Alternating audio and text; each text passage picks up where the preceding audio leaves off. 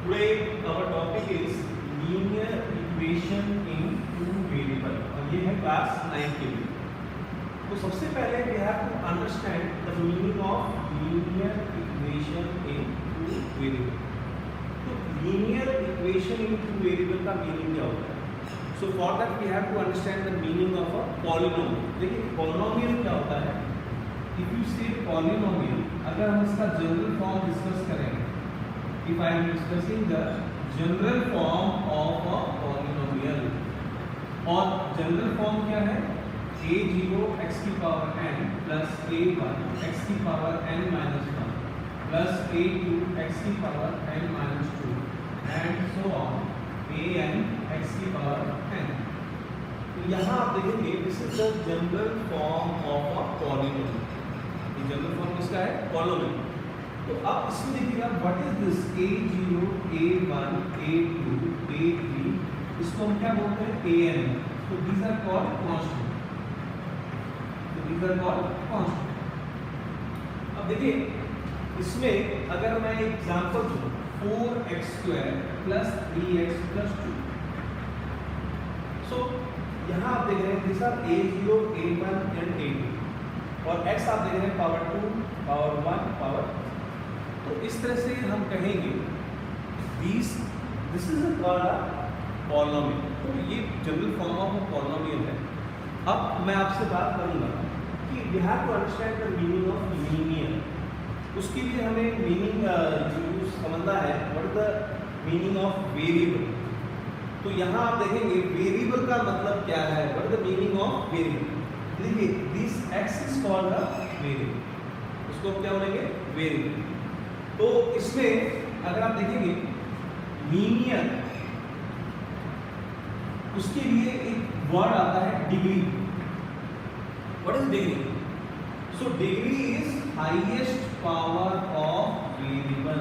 Highest power of variable, किसी भी variable की जो सबसे हाईएस्ट पावर है that is called the degree. तो यहाँ आप देखेंगे x² क्या है आपका? x²। तो वेरिएबल की हाईएस्ट पावर इसमें क्या है? 2। तो इसकी डिग्री क्या हो गई? 2। इसकी डिग्री क्या हो गई? 2।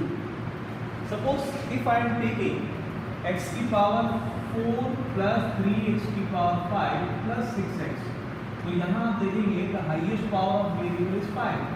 So the degree of this equation is 5। Now let us understand the meaning of linear. Linear क्या होता है? तो लीनियर का मतलब क्या होता है? एक ऐसा पॉलिनोमियल, अगर मैं कहूँ लीनियर पॉलिनोमियल की बात करूँ तो लीनियर पॉलिनोमियल इज जिसकी डिग्री 1 हो, जिसकी डिग्री 1 हो। सो linear polynomial is a polynomial whose degree is 1 and quadratic polynomial is a polynomial whose degree is 2। cubic polynomial is a polynomial whose degree is 3। biquadratic जिसकी degree 4। तो ये आपको सुना है पावर अगर डिग्री 1 हो, डिग्री अगर 1 हो तो उसको हम बोलते हैं लीनियर। अगर डिग्री 2 हो तो उसको हम बोलते हैं क्वाड्रेटिक, और डिग्री 3 हो तो उसको हम बोलते हैं क्यूबिक, और अगर डिग्री 4 हो तो उसको हम बोलते हैं बाइक्वाड्रेटिक। ठीक है? तो यहाँ देखेंगे लीनियर, तो लीनियर मीन्स जिसकी डिग्री 1 हो। For example, if I take example x plus 3 is equal x plus 3, so this is the linear polynomial क्योंकि highest power of variable is 1, कुछ भी नहीं है कि 1। So this is called a linear polynomial। polynomial क्यों है? क्योंकि यहाँ पर भी इक्वेशन नहीं बनी। इक्वेशन कब बनेगी? लीनियर इक्वेशन कब बनेगी जब इसको इक्वल टू करूँगा। तो x plus 3 equal to 5, so now it becomes a linear equation। अगर मैं बात करूँ linear equation in two variable, suppose x plus y is equal to 6, तो देखिए यहाँ highest power of variable is 1, तो इसका मतलब ये क्या है? लीनियर इक्वेशन क्यों है? क्योंकि यहाँ इक्वल टू साइन है, और यहाँ पर आप देख रहे हैं दो वेरिएबल है, पहला वेरिएबल क्या है? x, और दूसरी वेरिएबल क्या है? y। तो इसलिए हम कहते हैं इसको linear equation in two variable. Now let me tell you about the general form। Now let us discuss about the general form of a linear equation in two variables. So now you have understood the meaning of the chapter linear equation in two variables. Linear मतलब जिसकी degree 1 हो या highest power of variable is 1. Equation कब होता है जब हम उसमें इक्वल टू 5 इक्वल टू 7 या इक्वल टू 0 हो. टू वेरिएबल कब होता है जब हम दो वेरिएबल हैं जैसे कि x और y या u और v या a और b. So now a plus 2b equal to 5. That is also linear. तो ये अब जनरल फॉर्म हम क्या कहेंगे हम ax plus by plus c is equal to 0. So this is called the general form of a linear equation in two variable. अब देखिए इसमें पहला वेरिएबल फर्स्ट वेरिएबल यहाँ आना चाहिए, उसके बाद सेकंड वेरिएबल और उसके बाद फिर constant and then you will get equal to 0. Now what is the use of linear equation in daily life? इस लीनियर इक्वेशन का हमारे डेली लाइफ में क्या यूज है? What is the uses? So if we don't know anything, suppose मुझसे कहा गया कि father is 5 times the age of son. जो फादर हैं वो अपने सन के उनकी जो एज है that is 5 times the age of son. तो we don't know what is the age of father, what is the age of son. So let us take the age of father age y and son age x. तो देखिए हम ये variable use करते हैं क्योंकि unknown है हमारे लिए, तो यहाँ हमने वेरिएबल यूज किया. अब देखिए आपने क्या रखा है age of father is what y, that is 5 times the age of सन.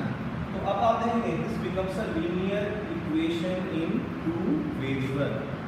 इसी तरह अगर आपसे कोई कहे कि a fraction becomes 1/2 if 1 is added to the numerator and 5 is subtracted from the denominator. कोई फ्रैक्शन हमें वो फ्रैक्शन नहीं मालूम है, तो let us take the fraction as x upon 5.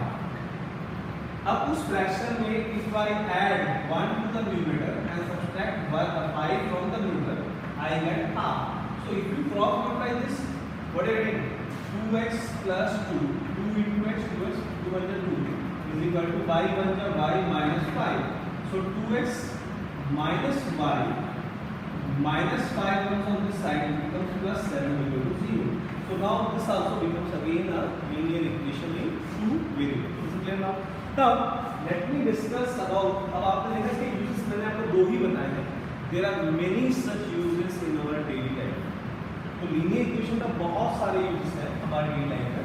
अब देखिए इसको मैं as we are going to proceed in the next exercise, अगर आप जैसे आगे बढ़ेंगे एक्सरसाइज में तो अब आप देखेंगे इसके different uses of the linear equation in two variable. Now let me discuss about the solution. So solution of linear equation in two variable. किसी भी linear equation in two variable का अब हमें सॉल्यूशन निकालना है. एक एग्जांपल देखो मैं, x plus y equal to 7. Okay, अगर मैं कहूँ x plus y equal to 7, आपने कहा सर x 5 हो y 2 हो तो 5 plus 2 7. एक बच्चे ने कहा x 6 है y 1 है 7. एक बच्चे ने कहा 8 minus 1 is 7. So you can see there are large number of solution of a linear equation in two variables. अब मैं इसको ग्राफ, अगर हमें ग्राफ बनाना हो तो हम इसे कैसे बनाएंगे? x equal to 7 minus 5. तो अब आप देखेंगे ये आपका, मैंने यहाँ x लिखा, यहाँ y लिखा. Suppose I am taking y as 0, तो 7 माइनस y का करना 0. 7 माइनस 0 का करना क्या? 7. If I take y as 1, so 7 minus 1 क्या हो गया? 6. If I take y as 2, so 7 minus 2 that becomes 5. और आप इसे चेक भी कर सकते हैं कि x plus y दोनों का सम 7 आना चाहिए. तो देखिए 7 plus 0 7, 6 plus 1 7, 5 plus 2 7. Now if you want to plot it on a graph, तो यहाँ देखेंगे इस ग्राफ में this is called the origin. ये आपका x है पॉजिटिव x और यहाँ पर x डैश या नेगेटिव, यहाँ पॉजिटिव y, यहाँ नेगेटिव y, y डैश। तो यहाँ आप देखेंगे this becomes 1 2 3 4 5 6। Similarly here -1 -2 -3 -4 and so on.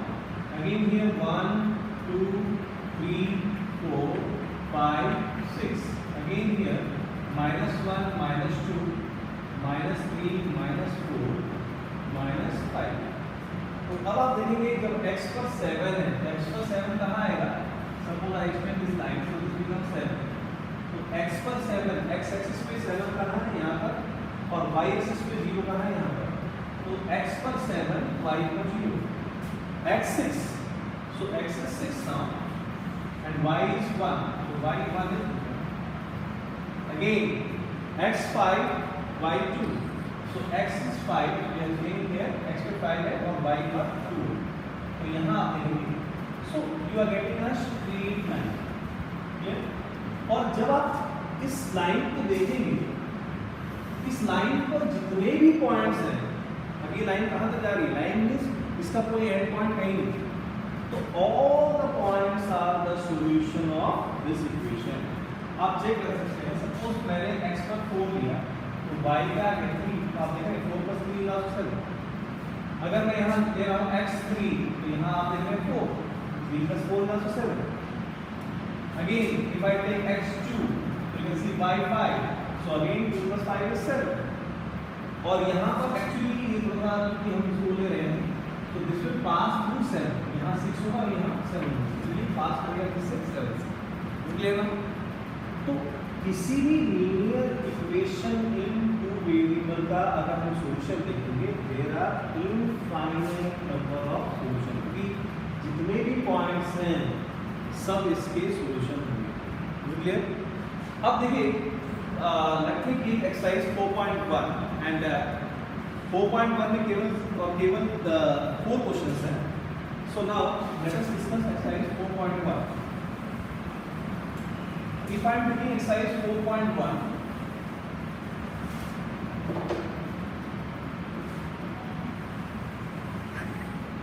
so I am taking exercise 4.1. So now in exercise 4.1, first question is which of the following option is true and why? Which of the following option is true and why? Y is equal to 3x plus 5. Question सुना? How many solution does it have? ये कह रहा है इसका unique solution एक ही solution है, 2 solution है और इनफाइनाइट सोल्यूशन।